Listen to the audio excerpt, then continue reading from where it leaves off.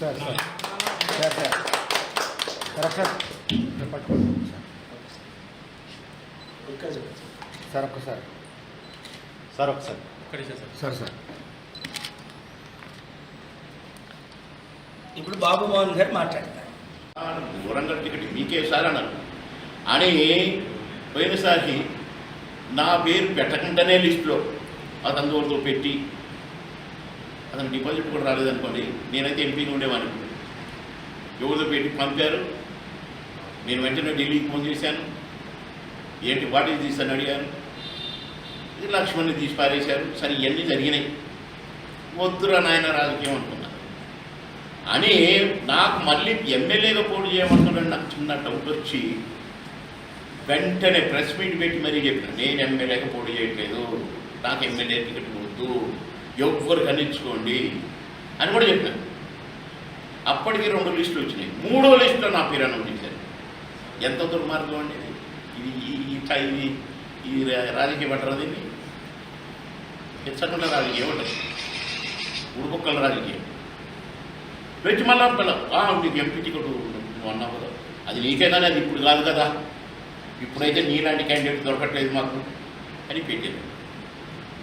తీరా చూస్తే ఈ ఎలక్షన్ అయినాక ఎవరు ఐపీఎస్ ఆఫీసర్ అట కడప ఆయన క్యాండిడేట్, మందకృష్ణ మాదిరి గారు క్యాండిడేట్.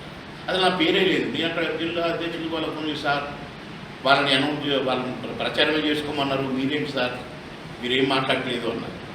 ఇమ్మీడియట్గా చిచి అని రాజీనామా. సరే సార్ని కలుద్దామని వస్తే సార్ నాకు ఎప్పుడు ఫోన్ టచ్లో ఉంటారు, ఫోన్లు చేస్తారు సారే పాపం. మా అనుబంధం చెప్పాను కదా. సరే సార్ ఎంపీగా పోటీ చేస్తున్నాడు. సార్ నాకు ఏమవుతుంది సార్, నేను కాకినాడకి ఎక్కినాడు.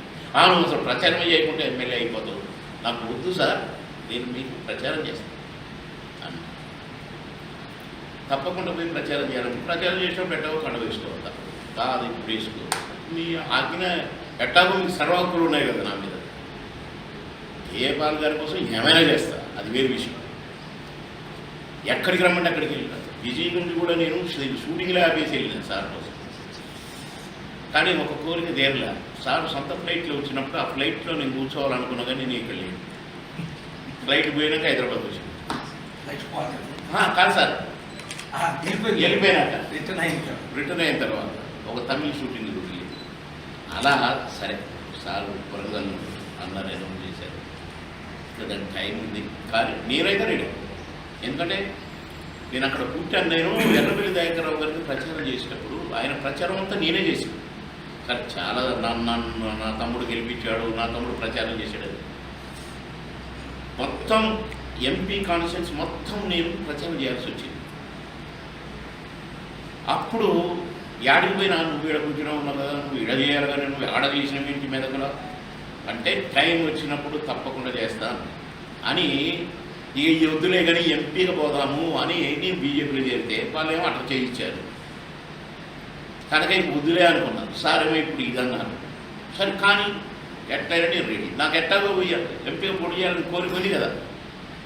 కనుక దానికంటే ముందు కేపాల్ గారు ఎంపీ అవ్వాల్సిందే వైజాగ్ నుండి. వారి దగ్గర ఎంత నాలెడ్జ్ ఉందో నాకు తెలుసు, ఎంత ఉపయోగమైందో నాకు తెలుసు భారతదేశానికి. రేపు వైజాగ్ నుండి వారు ఎంపీగా ఢిల్లీలో అడుగుపెట్టి ఎన్ని నిధులు తెస్తారో నాకు తెలుసు, ఎన్ని కోట్ల ఉపకారం జరుగుద్దో ఇండియాకి నాకు తెలుసు.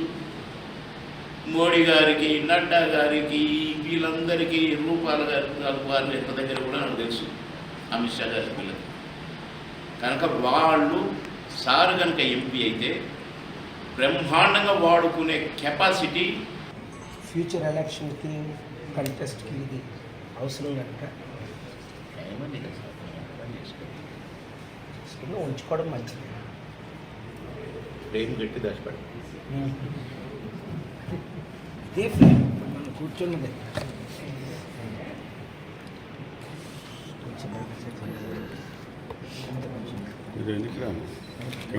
ఇంకా జూమ్ వెళ్తుంది కదా.